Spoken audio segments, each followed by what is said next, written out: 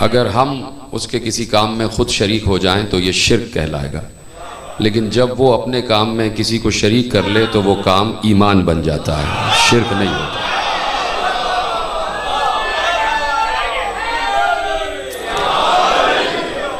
और दलील आपके सामने मौजूद है, दलील आपके सामने मौजूद है। कायनात में आले मोहम्मद के सबसे बड़े जिक्र का नाम है दुरूद, और दुरूद अल्लाह अकेले नहीं पढ़ रहा।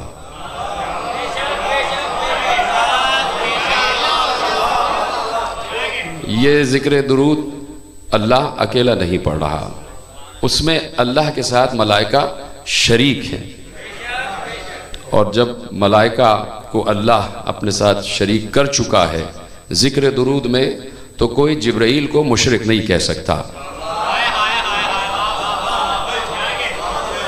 कोई इसराफील को मुशरिक नहीं कह सकता, कोई मीकाईल को मुशरिक नहीं कह सकता, कोई नहीं कह सकता कि जिब्राइल तुम अल्लाह के काम में शरीक कैसे हो गए। यानी कोई जनाब जिब्राइल पर शिर्क का इल्ज़ाम नहीं लगा सकता। और अगर हम ये कह रहे हैं कि जनाब जिब्राइल अल्लाह के साथ दुरूद पढ़ने वाले काम में शरीक है, तो कोई हमसे ये नहीं कह सकता कि आपने जिब्राइल को इतना बढ़ा दिया कि अल्लाह के साथ शरीक कर दिया।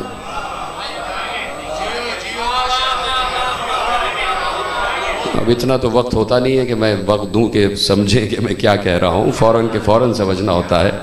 अगर मैं ये कह रहा हूँ कि जिब्राइल, इसराफील, मीकाईल, इज़राइल और जितने मलाइका हैं वो अल्लाह के साथ इस काम में शरीक हैं दुरूद पढ़ने वाले मामले में, तो किसी को हक नहीं है हमें ये कहने में कि आपने जिब्राइल को इतना बढ़ा दिया कि अल्लाह से मिला दिया, इसराफील को इतना बढ़ा दिया कि अल्लाह से मिला दिया। तो भाई जब अल्लाह ही किसी को अपने से मिला ले,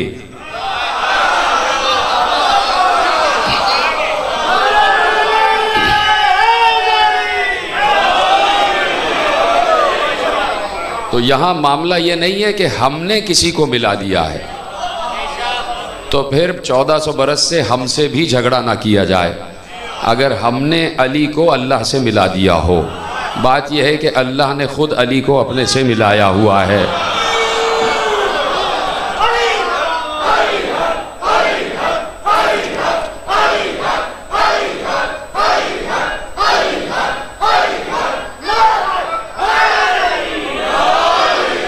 तो जो फरमा रहे हैं ना आप, अब किसी को इतराज़ हो सकता है, और जब भी कोई बात मेरे मौला अली के मुताल्लिक़ आ जाती है तो इतराज़ शुरू हो जाता है।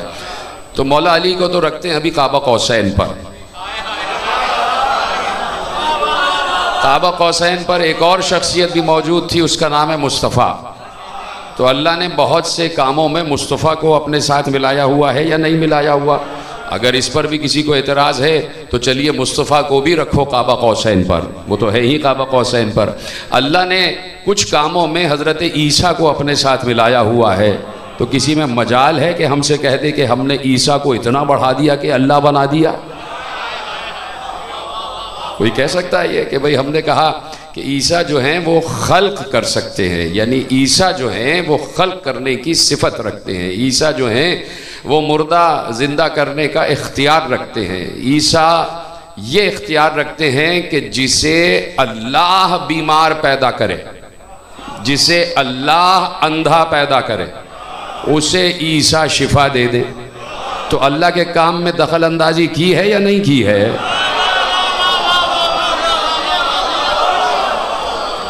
अल्लाह किसी को अंधा कर रहा है, अल्लाह किसी को कोढ़ी कर रहा है, अल्लाह किसी को मौत दे रहा है। मौत भी तो अल्लाह देता है, जिंदगी भी अल्लाह देता है, पैदा भी अल्लाह करता है, खल्क भी अल्लाह करता है।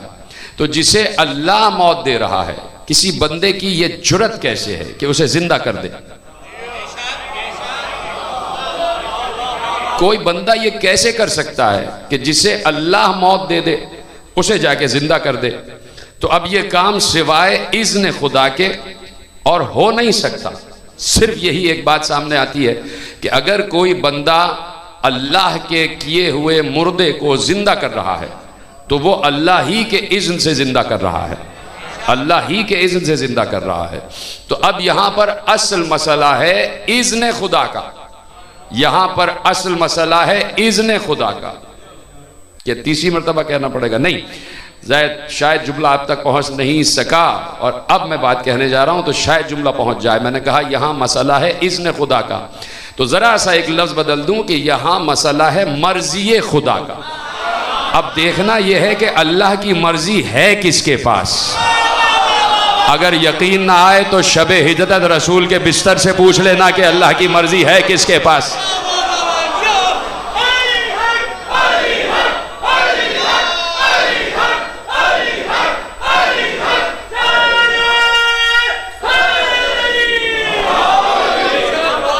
और जो फरमा रहे हैं ना आप, तो अब जुमले आपके हवाले हैं और ज़हीन मजमा मेरे सामने बैठा है, एक मुमताज़ मजमा मेरे सामने बैठा है, अक्ल व खिरत में भी मुमताज़, फरासत में भी मुमताज़, ज़हानत में भी मुमताज़, मारिफत में भी मुमताज़, जिस करिया का नाम ही मुमताज़ आबाद हो चुका हो। तो मैं यकीनन जुमले आपके हवाले कर रहा हूँ कि असल जो मरहला है और असल जो चीज़ है वो है मर्ज़ी खुदा। असल चीज़ है मर्ज़ी खुदा। जनाब इब्राहीम ने पूछा कि तू मुर्दों को कैसे ज़िंदा करता है। अब अल्लाह की मर्जी है कि चाहे तो हज़रत इब्राहीम को कोई मुर्दा जिंदा करके बताए कि मैं ऐसे जिंदा करता हूं, चाहे तो हज़रत इब्राहीम को अपनी वो सिफत दे दे कि तुम भी मुर्दा जिंदा करो। अल्लाह की मर्जी। तो अब पूरी कायनात अल्लाह की मर्जी पर चल रही है, इससे किसी को इनकार नहीं है, अल्लाह की मर्जी पर चल रही है। अल्लाह की मर्जी से आदम इस दुनिया में आए, अल्लाह की मर्जी से आदम को खलीफा बनाया गया, अल्लाह की मर्जी से आदम को तुराब से बनाया गया, अल्लाह की मर्जी से आदम को कुल अस्मा का इल्म दिया गया, अल्लाह की मर्जी से नूह को नबी बनाया गया, अल्लाह की मर्जी से नूह को शरीयत दी गई, अल्लाह की मर्जी से नूह को 1150 बरस उम्र दी गई, अल्लाह की मर्जी से नूह ने 950 बरस तबलीग की, अल्लाह की मर्जी से जनाब नूह ने कश्ती बनाई, अल्लाह की मर्जी से उस कश्ती में 80 लोग सवार हुए, अल्लाह की मर्जी से जनाब इब्राहीम को नबी बनाया गया, अल्लाह की मर्जी से हज़रत इब्राहीम को दोस्त बनाया, अल्लाह की मर्जी से इब्राहीम के लिए आग गुलजार हो गई, अल्लाह की मर्जी से इब्राहीम मलकूत तक पहुंच गए, अल्लाह की मर्जी से जनाब मूसा नबी बनाए गए, अल्लाह की मर्जी से दरिया में रास्ता हुआ, अल्लाह की मर्जी से जनाब मूसा के हाथ को यदे बैजा कहा गया, अल्लाह की मर्जी से जनाब ईसा मुर्दे जिंदा करते हैं, अल्लाह की मर्जी से जनाब ईसा बीमारों को शिफा देते हैं, अल्लाह की मर्जी से जनाब ईसा अंधों को बीनाई अता करते हैं, अल्लाह की मर्जी से जनाब ईसा को चौथे आसमान पर उठाया गया। पूछना यह है अल्लाह की मर्जी अल्लाह के पास कब से है?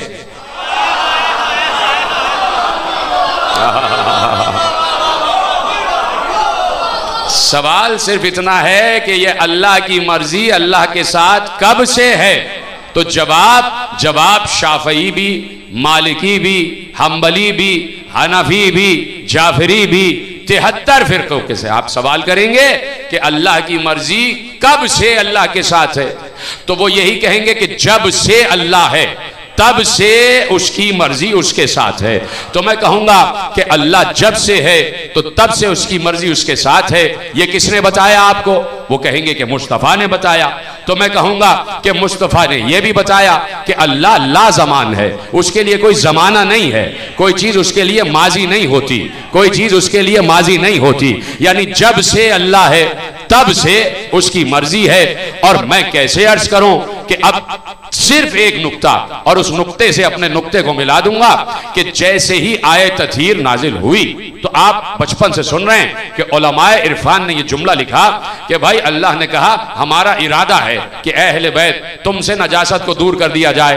बहुत करीब का नुक्ता है, बड़ा मशहूर नुक्ता है, सिर्फ दलील के लिए इस्तेमाल कर रहा हूं। यहां पर सवाल पैदा किया गया कि भाई उसका इरादा कब से है? क्या बाद में उसका इरादा हुआ कि कभी बहुत अरसे बाद उसका इरादा होगा? और जब उसका इरादा हो जाएगा तो वो उस इरादे पर सोचेगा कि इसको पाए तकमील तक पहुंचाया जाए या ना पहुंचाया जाए। हमारा इरादा अलग होता है, अल्लाह का इरादा अलग होता है। हमारा इरादा बना कि शाम को डॉक्टर साहब के पास जाएंगे और अपनी नब्ज चेक कराएंगे, लेकिन इरादा बन गया, अभी फौरन अमल की मंजिल पर नहीं आया। पहले हमने कहा जरा पूछ तो लो कि डॉक्टर साहब क्लिनिक पर हैं भी या नहीं है, पता चला नहीं है, हमारा इरादा खत्म हो गया। हमारा इरादा अमल से मुत्तसिल नहीं है। उलमाए इरफान ने बताया कि पैगंबर ने हमें बताया कि अल्लाह का इरादा ही अमल है और अमल ही इरादा है। उसने इरादा किया, अमल शुरू हो गया। तो पूछा गया अहले बैत कब से ततहीर वाले हैं? कहा जब से अल्लाह का इरादा है। पूछा गया कब से अल्लाह का इरादा है? कहा जब से अल्लाह है। तो जब से अल्लाह है तब से उसका इरादा है, और जब से इरादा है तब से अहले बैत ततहीर वाले हैं। तो जब से वो ततहीर वाले हैं तब से खुद ततहीर वाले भी तो होंगे।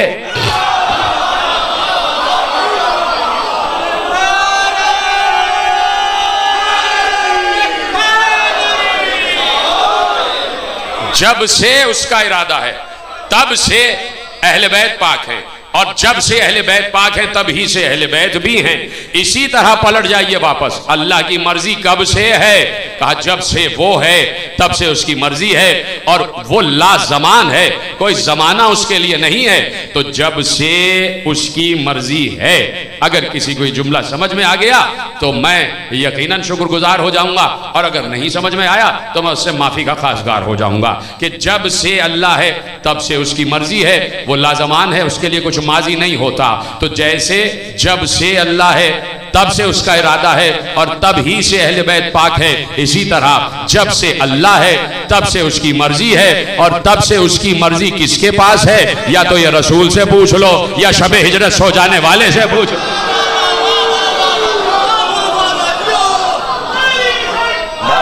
मुश्किल कर रहा है।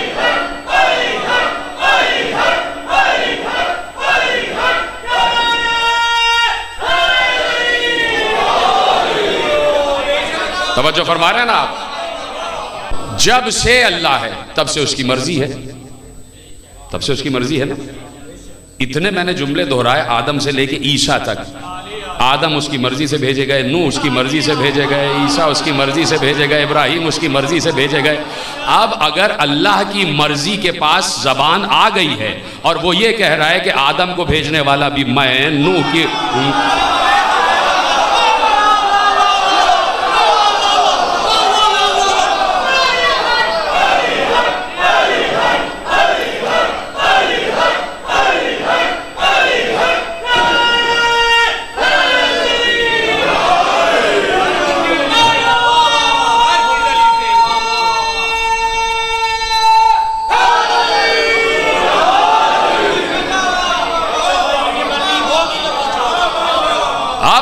जब अल्लाह की मर्जी को जबान मिल गई तो अल्लाह की मर्जी ही तो बता रही है ना कि नूह की कश्ती को बचाया मैंने, इब्राहिम की आग को गुलजार बनाया अल्लाह की मर्जी ने, ईसा को चौथे आसमान पर अल्लाह की मर्जी। तो जो काम हो रहा है अल्लाह की मर्जी से हो रहा है, और अल्लाह की मर्जी किसके पास है? 4 आदमी बोल रहे हैं, 400 बोलते हैं तो क्या ही बात है।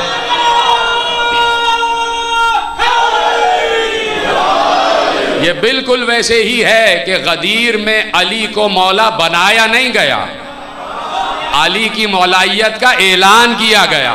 शबे हिजरत मर्जी दी नहीं गई, ऐलान किया गया कि मर्जी शुरू से है इसी के पास, कि ये बताया गया।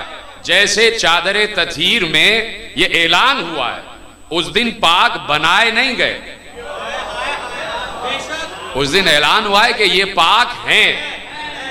जैसे गदीर में मौला बनाए नहीं गए, उस दिन ऐलान हुआ कि ये मौला हैं। इसलिए कि मौला वही होता है जो वली होता है, और विलायत अजली है, इसलिए कि अल्लाह भी वली है।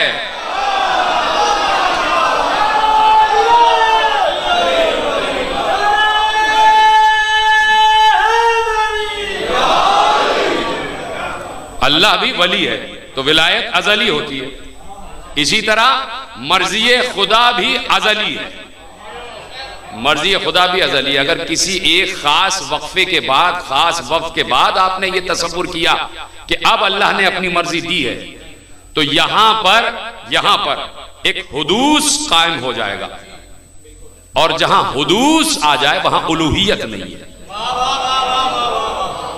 अब ये घर जाके पढ़ लीजिएगा, तो प्राइमरी की बात है ये, हुदूस व क़िदम। यहाँ PhD की क्लास लगी हुई है, तवज्जो फरमा रहे हैं।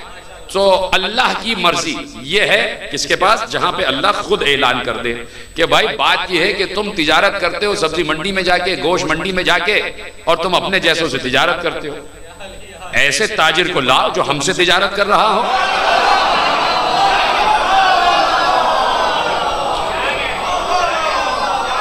कोई ऐसा बिजनेसमैन लाओ जो हमसे तिजारत कर रहा हो और हम उससे तिजारत पर राजी हैं। और हमने उससे कहा कि भाई हमें तुम्हारा सोना चाहिए, तुम्हारी नींद चाहिए, तुम बताओ तुम्हें क्या चाहिए। वो इतना इताअत गुजार था, उसने हम पर छोड़ दिया जो तेरी मर्जी।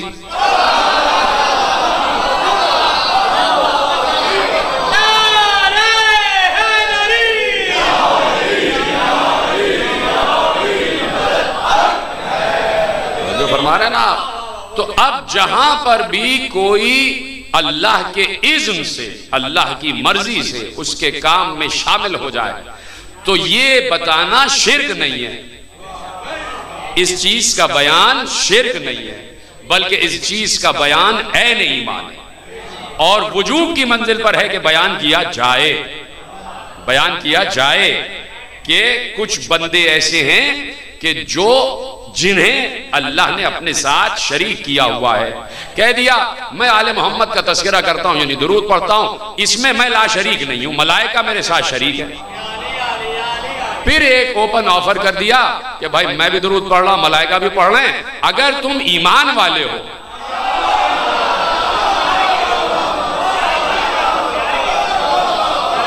अगर तुम ईमान वाले हो तब तुम हमारे साथ शामिल हो जाओ। यानी ये ऑफर, ये दावत इस्लाम वालों के लिए नहीं है।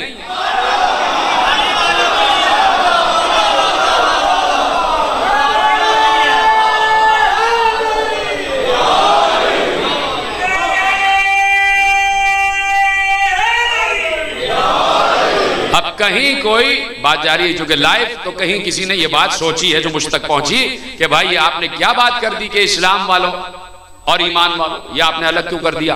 हालांकि हमारे मुफस्सिरीन ने लिख दिया है, हमारे मुफस्सिरीन ने, जो सोच रहा है उसकी बात कर रहा हूं कि भाई ईमान वाला ही इस्लाम वाला है और इस्लाम वाला ही ईमान वाला है। तो मैं कहूंगा यही वजह है कि हम 1400 बरस से कुरान की एक आयत दोहरा रहे हैं, वरत्तिलिल कुरान तरतीला अफला यतदब्बरून अल कुरान अफला ताक़िलून। कुछ आयतें दोहरा रहे हैं कि कुरान को सिर्फ पढ़ा ना जाए, समझ कर पढ़ा जाए, गौर फिक्र के साथ पढ़ा जाए। अगर गौर फिक्र के साथ पढ़ा होता तो ये जो स्टांस है, ये जो नजरिया है, ये हमारा नजरिया नहीं है, ये कुरान का नजरिया है कि कुरान ने डिवीजन कायम कर दिया। कुरान ने खुद इस्लाम वाला अलग कर दिया और ईमान वाला अलग कर दिया। जब अल्लाह मुस्लिम और मोमिन को बराबर नहीं समझ रहा तो मैं और आप कौन होते हैं बराबर समझने वाले। दलील सामने की मौजूद है, बचपन से आपने आयतें सुनी नहीं, कोई नई आयत तो आपके हवाले नहीं करना जा रहा कि अल्लाह ने खुद कह दिया इस्लाम वाला अलग है, ईमान वाला अलग है। कुछ लोग कलमा पढ़ के आ गए, कलमा पढ़ा उन्होंने ला इलाहा इल्लल्लाह मुहम्मदुर रसूलुल्लाह, और ला इलाहा इल्लल्लाह और मुहम्मदुर रसूलुल्लाह पढ़ने के बाद रसूलुल्लाह के पास आए और उन्होंने आकर कहा या रसूलुल्लाह हम ईमान ले आए।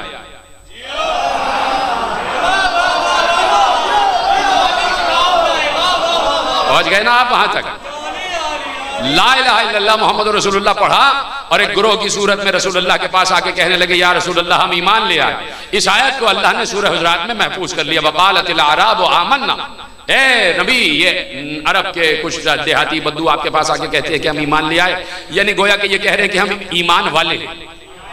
इनसे कह दीजिए कि तुम ये न कहो कि तुम ईमान वाले हो, तुम ये कहो कि तुम इस्लाम वाले हो। तुम ये ना कहो कि तुम ईमान लाए हो, तुम ये कहो कि तुम इस्लाम लाए हो। क़ालतिल अराब आमन्ना क़ुल लम तुमिनु वलाकिन क़ूलू अस्लमना वलम्मा यदखुलुल ईमानु फ़ी क़ुलूबिकुम। यहाँ पे लफ्ज़ कुल कहना 3 मरतबा आया। क़ालतिल अराब, ये अरब कहते हैं, आमन्ना कुल आप कह दीजिए कि तुम ये न कहो, कुल लम तुमिनु, तुम आप कह दीजिए कि तुम ईमान नहीं लाए। वलाकिन कूलू, बल्कि तुम ये कहो कि तुम इस्लाम लाए। ये लफ्ज, इस पर गौर करें। अल्लाह कह रहा है कि तुम ये कहो कि तुम इस्लाम लाए हो। ईमान तुम्हारे दिल में दाखिल नहीं हुआ। यहीं से डिवीजन कायम हो गया कि इस्लाम वाला अलग है, ईमान वाला अलग है। अगर ईमान और इस्लाम एक ही बात होती तो अल्लाह उनके इस जुमले को कबूल कर लेता कि हाँ भाई तुम ईमान ले आओ, एक ही बात तो है इस्लाम और ईमान। जब अल्लाह की निगाह में इस्लाम और ईमान एक बात नहीं है तो मुल्ला की निगाह में कैसे हो जाएगी? अच्छा, इस्लाम और ईमान, ईमान में इस्लाम शामिल है लेकिन इस्लाम में ईमान शामिल नहीं है। मजा क्या है? अल्लाह ने कहा तुम ये कहो कि तुम इस्लाम लाए हो, यानी इस्लाम जबान पर रहता है, ईमान दिल में रहता है। जो जबानी हो उसे इस्लाम कहते हैं, और यही इस्लाम अगर दिल में उतर जाए तो ये ईमान बन जाता है। यही ला इलाहा इल्लल्लाह मुहम्मदुर रसूलुल्लाह अगर जबान पर रहा तो इस्लाम है, और यही अगर दिल में आ गया तो ईमान है। अगर यही दिल में आ गया तो ये ईमान है। और दिल में उस वक्त आता है कि जिस वक्त इंसान को यह भी मालूम हो कि ला इलाहा इल्लल्लाह क्या है और यह भी मालूम हो कि मोहम्मदुर रसूलुल्लाह क्या है। जिस वक्त इन दो की मारिफत होगी तो यह खुद ब खुद उंडेलता चला जाएगा, दिल के अंदर दाखिल होता चला जाएगा। और जब ला इलाहा इल्लल्लाह मुहम्मदुर रसूलुल्लाह दिल में आ गया, अल्लाह ने कहता है कि अब हमारे नजदीक तुम्हारा ये कलमा काबिल कदर है। अब हमने तुम्हारा ये कलमा तौहीद, कलमा तैयब, ये हमने कबूल कर लिया, इसलिए कि अब तुम दिल से कह रहे हो। इसका मतलब है कि उस जमाने में भी कुछ लोग जबान से तो कह रहे थे, सीधी सी बात है, लेकिन दिल से तस्लीम नहीं कर रहे थे। लेकिन दिल से तस्लीम नहीं कर रहे थे तो अल्लाह ने कहा कि आए हो तो दिल वाला कलमा लेकर आओ, दिल वाला कलमा लेकर आओ। तो इसीलिए मैंने कह दिया कि इस्लाम वाला अलग है, ईमान वाला अलग है। कुरान की रूह से इस्लाम वाला अलग है, ईमान वाला अलग है। अब अल्लाह कह रहा है कि मैं भी दुरूद पढ़ता हूं, मेरे मलाइका भी दुरूद पढ़ते हैं। ऐ ईमान वालों, तुम दुरूद पढ़ो। तो सूरह हुजरात की शायद की रोशनी में अल्लाह ने यह नहीं कहा कि ए इस्लाम वालों तुम दुरूद पढ़ो, यानी उसे जबानी कलमे वालों का दुरूद नहीं चाहिए।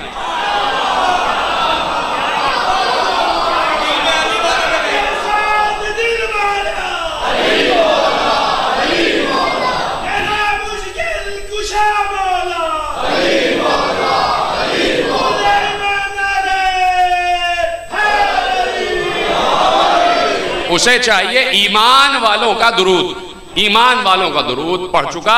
अभी 15 रजब को मैंने शागिर्देज में अर्ज कर दिया कि ईमान वालों का दुरूद, ईमान वाले कौन होते हैं?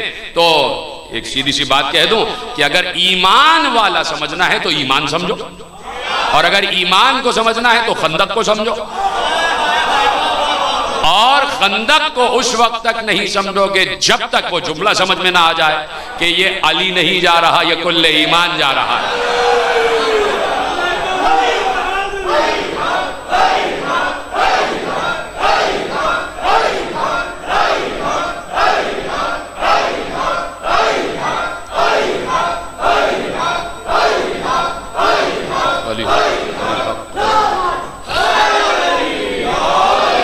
जो फरमा दी ना आपने, तो अब अल्लाह कह रहा है कि ईमान चूंकि अली है तो ईमान वाला अली वाला। अब आयत का तर्जुमा आ गया कि मैं भी दुरूद पढ़ता हूं, मेरे मलाइका भी दुरूद पढ़ते हैं, तो ऐ अली वालों।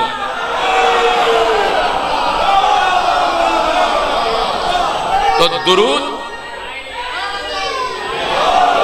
तो भाई जब हम जैसे छोटे मोटे गुनाह करने वाले अली वालों को अल्लाह अपने काम में शरीक कर रहा है, तो अगर अली को शरीक कर लिया तो कौन सी बड़ी बात हो गई?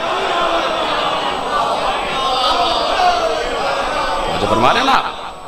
तो अब ये अज आदम तईसा, अल्लाह ने जितने अंबिया भेजे हैं वो तमाम के तमाम सिफर करके नहीं भेजे, खाली हाथ नहीं भेजे। यही मेरा तकरीरों का उन्वान रहता है कि जो भी हुज्जत बनकर आया है वो खाली हाथ नहीं आया, उसे अल्लाह ने नाम का इमाम दीन नहीं बनाया।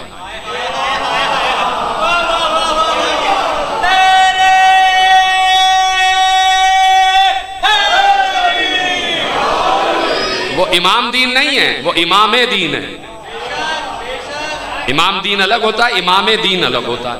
तो अल्लाह ने दीन का इमाम जिसे बनाकर भेजा है तो यकीनन बहुत से इख्तियार, बहुत से तसर्रुफात, बहुत सा इक़्तिदार, बहुत से मौजज़ात दे करके भेजा है। सवाल यह है कि हजरत ईसा इस दुनिया में आ गए और आने के बाद बोलना शुरू कर दिया। अभी अभी आए और गुफ्तगू शुरू हो गई। तो देखिए बात यह है कि 1,24,000 अंबिया, 1,24,000 अंबिया, ये किसी मुल्ला ने हमें नहीं बताया, ये किसी आलिमो आलम ने भी हमें नहीं बताया, ये किसी मुज्तहिदो मुफ्ती ने भी हमें नहीं बताया। 1,24,000 अंबिया हैं, ये कुरान में भी नहीं है। ये तादाद कुरान में भी नहीं है कि 1,24,000 अंबिया है। कुरान में कुल 25 अंबिया के नाम के साथ तस्करा मौजूद है। तो आपको कैसे पता चल गया कि 1,24,000 अंबिया है? क्या जिब्राइल ने आके बताया? नहीं, आपने कहा कि मुस्तफा ने बताया। मुस्तफा ने बताया कि 1,24,000 अंबिया है। 1,24,000 अंबिया, अंबिया जमा है नबी की। नबी नबी रहता है और नबी पर जब किताब आ जाती है, कोई सहीफे आसमानी आ जाता है, तो वो नबी रसूल हो जाता है। या तो उस पर शरीयत आ जाए, और शरीयत का मतलब ही है कि कोई सहीफा उतरा, तो जब नबी पर किताब आ जाती है तो वो रसूल हो जाता है। इससे किसी को इख्तिलाफ तो नहीं। सीधी सी बात, सीधा सा फार्मूला है, अपनी तरफ से नहीं बनाया हुआ। जो आइम्मा ने बताई है बात, वही मैंने आपके हवाले कर दिया। आइम्मा से उलमा, उलमा से हम तक, और हम से आप तक। तो अब जिस नबी पर, नबी उस वक्त तक नबी रहता है जब तक उस पर किताब ना आ जाए, और उसके पास सिर्फ खबर होती है। नबी का मतलब खबर वाला, नबी निकला है नबा से, नबा का मतलब खबर, और नबी यानी खबर वाला।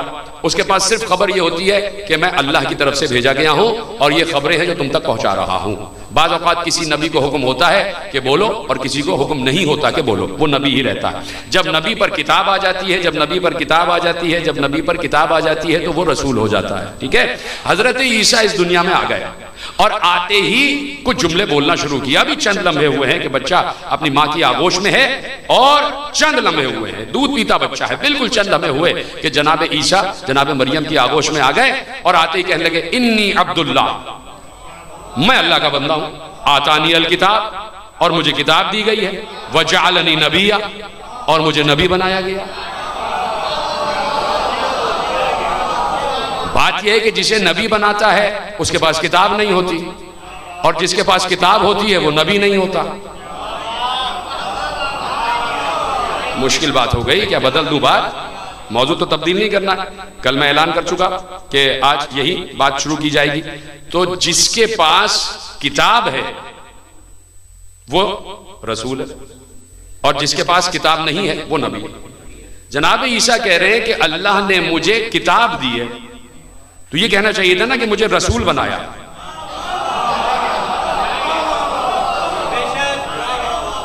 तहकीकी बातों पे परेशान हो जाता है मजमा में, क्या करूं मेरे अजीजों। जरा सी कुछ बातें मेरी महफूज करते चले जाएं कि कहना ये चाहिए था कि मुझे अल्लाह ने किताब दी है और मुझे रसूल बनाया, किताब भी और नबी भी। इसका मतलब है कि जनाब ईसा यहां पर जिस किताब का तस्करा कर रहे हैं वो किताब नहीं है जिसे हम किताब समझ रहे हैं। अल्लाहु अकबर। वो किताब नहीं है जिसे हम किताब समझ रहे हैं। अगर मसलन उस किताब से मुराद कोई इंजील ले रहा है कि जनाब ईसा इंजील लेकर आए, तो जनाब ईसा इंजील लेकर आए ही नहीं। इंजील बाद में उतरी है। पिछले सहीफे सुहफ़ाए आसमानी उतर चुके, तौरात आ चुकी, ज़बूर आ चुकी, और पिछले सहीफे आ चुके, वो अलग बात है। लेकिन जनाब ईसा पर तौरात की तकरार नहीं हुई है, ज़बूर की तकरार नहीं हुई है। जनाब ईसा पर एक नई किताब उतरी है, उसका नाम इंजील है। कहीं दिखा दो किसी रिवायत में कि जनाब ईसा जब इस दुनिया में आए हों और माँ की आगोश में हो तो उनकी गोद में कोई किताब हो। अच्छा, और अगर वो किताब वो है कि जैसे आ गई है, जहन में आ गई है, इल्का हुआ है, तो वो इल्का उन पर बाद में हुआ है, ये भी प्रूव्ड बात है, ये भी प्रूव्ड है बात, ये भी बिल्कुल मुसद्दक बात है, और ये बिल्कुल तस्लीम शुदा बात है, साबित शुदा बात है। तो अब कहना क्या चाहिए था कि मुझे अल्लाह ने रसूल बनाया। ये किताब क्या है? अगर ये किताब इंजील ही है तो सूरह मायदा में अल्लाह ने इरशाद फरमाया कि ए ईसा, उस नेमत का तस्करा करो जो हमने तुम पर और तुम्हारी वालिदा पर नाजिल की।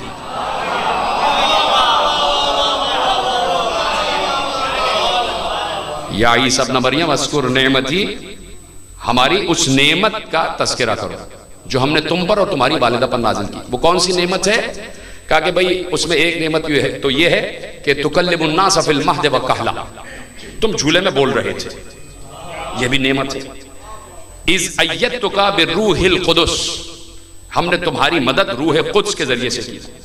तुकल्लिमुन्नास फिल महद व कहला, और तुम गहवारे में बोल रहे थे।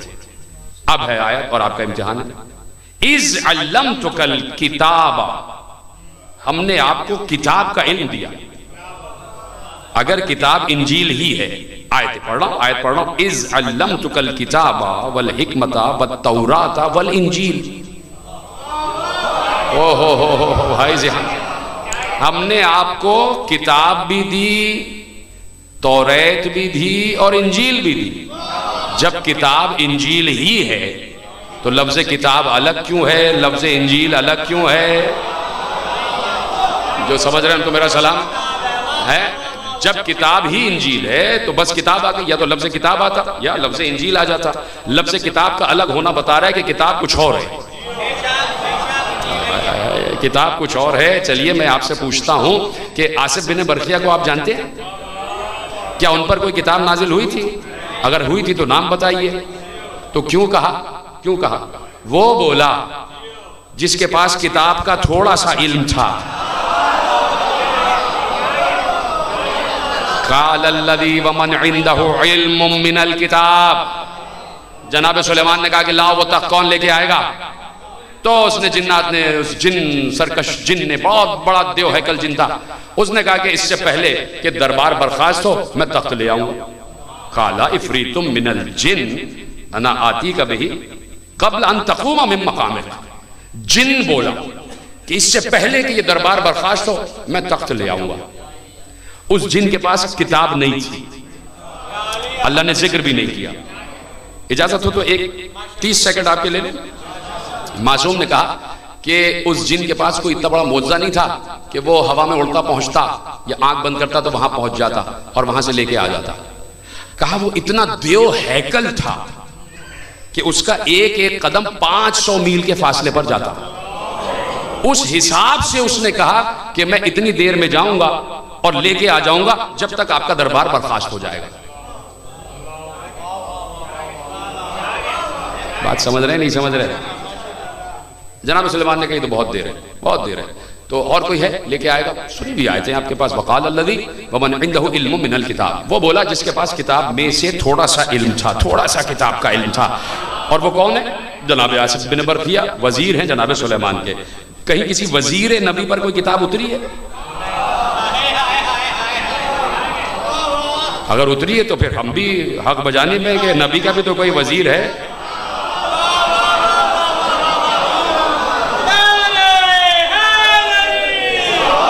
सलामत रहें आप।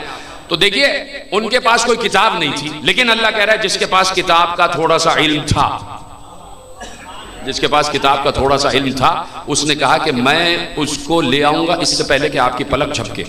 मासूम ने कहा कि बस उसने ये कहा था, पलके तो सबकी झपक चुकी थी ना, तो कहा तख्त आ चुका था।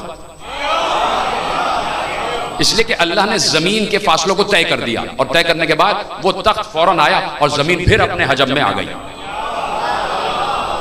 जमीन फिर अपने हजम में आ गई। तो अब जनाब सुलेमान का वजीर बैठा है जिसके पास किताब का थोड़ा सा इल्म था। वहां ना तौरात उस पर उतरी है, ना इंजील उस पर उतरी है, ना ज़बूर उतरी है और ना कोई और सा सहीफा उतरा है। जनाब सुलेमान पर जो किताब उतरी है उसका किसी को नाम पता है? किसी को नहीं पता। सहीफे उतरे, किताब नहीं उतरी। सहीफे उतरे, किताब नहीं उतरी। अब मेरे अजीजों, मैंने 2 तरीके से आपको समझा दिया कि जनाब ईसा गुफ्तगू कर रहे हैं महद में, झूले में, और कह रहे हैं मुझे किताब दी गई है। जनाब आसिफ बिन बरखिया जिनके पास किताब का थोड़ा सा इल्म है, वो कह रहे हैं कि पलक झपकने से पहले हजारों लाखों मील दूर पड़े हुए तख्त को मैं लेकर के आ जाऊंगा। अब सिर्फ ये देखना है कि ये किताब क्या है। सिर्फ इसके अलावा कोई इसकी तौजी हो, तशरीह हो, तफसीर हो, तावील नहीं है कि ये किताब कोई ऐसा इल्म है जिसकी वजह से ईसा गहवारे में बोल रहे हैं।